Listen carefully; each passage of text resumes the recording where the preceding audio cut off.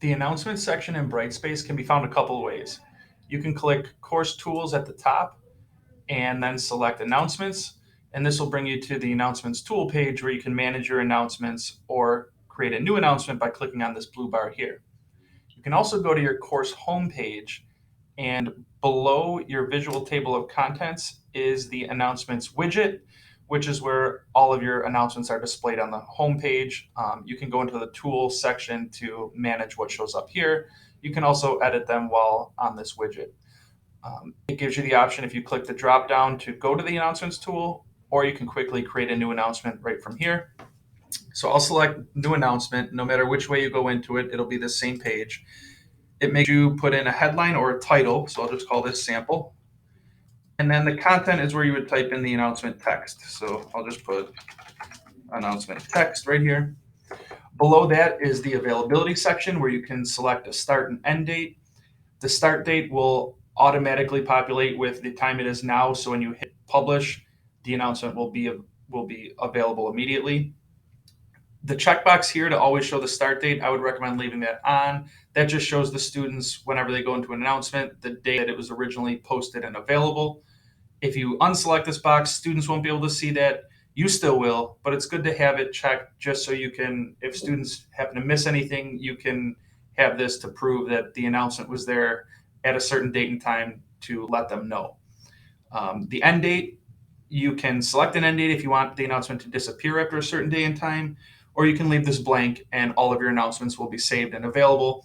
You can order them so your newer announcements go up to the top. But if you leave this unchecked, it'll save all the announcements for them to be able to refer back to. That's up to you if you want an end date or not. Sometimes you may want to put a certain start date if you want the announcement to show up maybe during week 2 or something like that of the course. You can set this all up here. You can also add attachments and special release conditions. I'll just leave this one how it is as a sample and hit publish. And you'll see this takes us to the announcements tool page where all of our announcements are saved.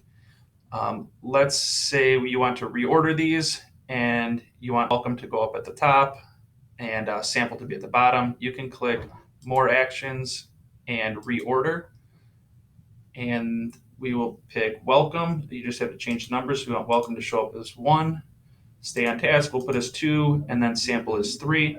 So I'll hit save.